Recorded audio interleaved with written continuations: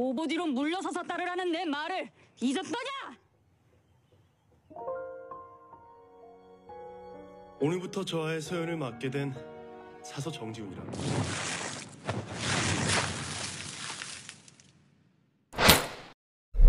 Annyeonghaseyo Cinggu. Mimin ucapkan selamat datang kembali di channel Lensa Film.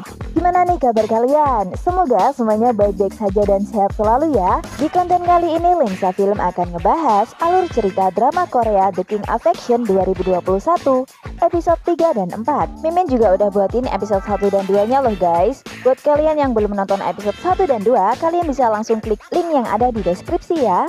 Namun seperti biasa sebelum ke pembahasannya, jangan lupa terus dukung channel ini dulu ya dengan tekan subscribe, like, dan beri masukan di kolom komentar. Jangan lupa juga tekan lonceng agar kalian tidak ketinggalan konten-konten terbaru dari channel ini. Oke, jika sudah langsung aja kita check it out.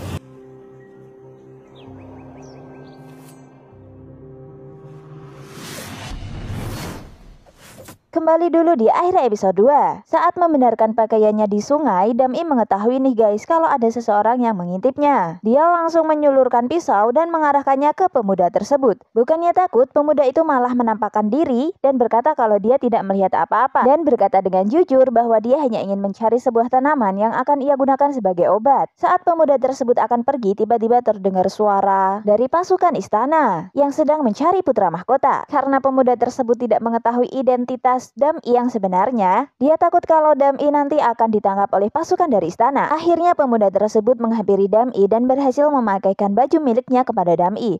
Walaupun sebelumnya sempat terjadi perkelahian ya guys. Setelah itu mengetahui kalau ada seseorang yang mendekat, pemuda tersebut langsung menarik tangan Dam-i dan mengajaknya pergi dari tempat itu. Sialnya nih guys, saat dalam perjalanan mereka bertemu dengan pasukan dari istana.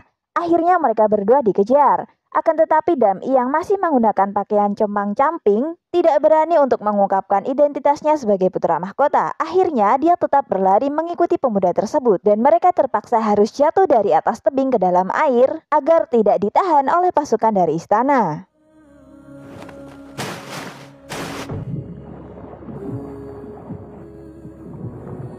Nah, di sini ada adegan flashback nih guys, di mana adegannya sama persis dengan kejadian masa lalu mereka. Nah, sepertinya Dam-i di sini sedikit mengingat kenangan masa itu. Setelah ditolong Dam-i, pemuda tersebut sadar dan Dam-i sudah tidak berada di sisinya lagi. Karena Dam-i sudah kembali ke lokasi perburuan istana. Namun dia masih belum masuk ya guys, hanya mengamati dari luar menunggu pengawalnya ini datang. Nah, saat menunggu dia melihat bagaimana sang raja sangat menyayangi pangeran atau anak dari ratu yang sekarang. Kemudian dia sedikit sedih dong guys, melihat raja yang begitu menyayangi pangeran sedangkan masa kecil Dam-i dulu harus dibuang bahkan akan dibunuh oleh sang raja atau ayahnya sendiri. Namun saat merenung tiba-tiba ada anak panah yang mengarah ke arah Dam-i.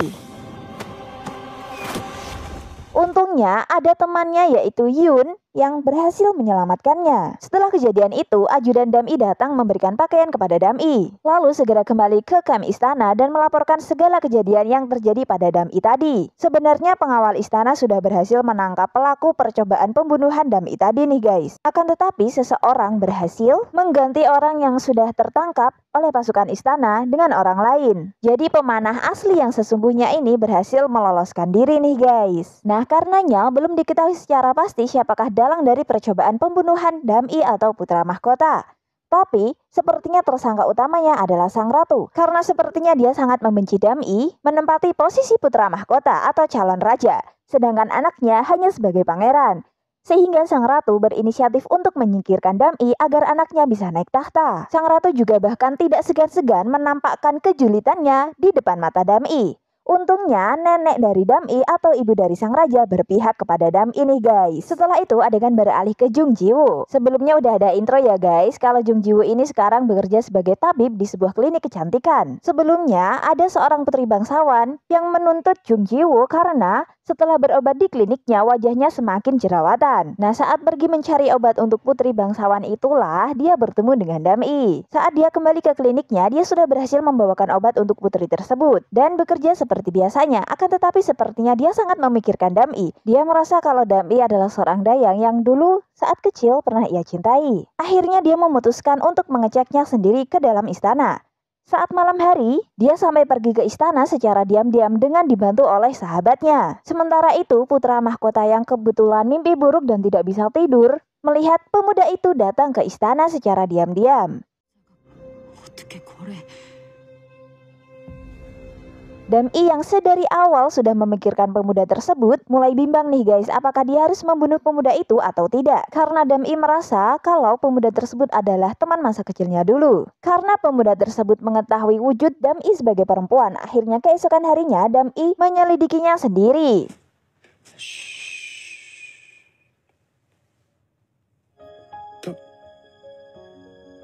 Nah, di pertemuan tersebut, pemuda itu memperkenalkan diri kalau namanya adalah Jung Ji-won. Mengetahui kalau pemuda tersebut memang benar teman masa kecilnya dulu, akhirnya Dam-i melepaskannya dan membiarkannya hidup dengan memberikannya syarat kalau dia tidak boleh datang lagi di hadapan Dam-i. Namun keesokan harinya, Jung Ji-won malah datang ke istana dan ditunjuk sebagai tutor dari putra mahkota atau tutor dari Dam-i. 말을 잊었던 것이더냐?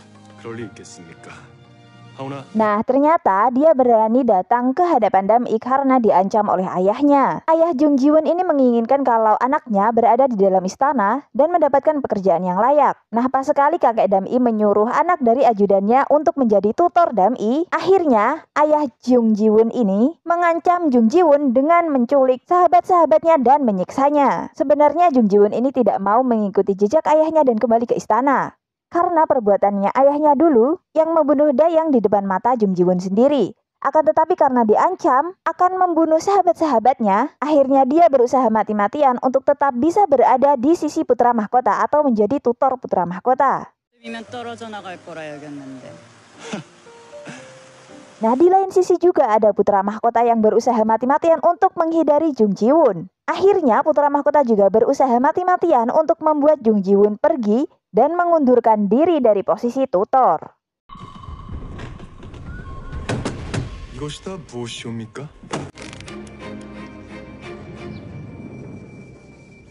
Putra mahkota membuat Jung Ji-won tidak betah dengan memberikan tugas yang aneh-aneh, memberinya tugas yang berat hingga menyiksanya. Namun Jung Ji-won tetap bertahan demi menyelamatkan sahabatnya nih guys. Karena kesal, akhirnya Jung Ji-won membuat kesepakatan dengan putra mahkota. Kalau putra mahkota berhasil mengikuti tes yang diberikan Jung Ji-won dengan sempurna, Jung Ji-won akan dengan senang hati mengundurkan diri. Namun jika putra mahkota gagal, putra mahkota harus menjadi murid Jung Ji-won yang baik. Jung Ji-won memberikan sebuah clue kepada putra mahkota yang digunakan sebagai soal saat tes nanti.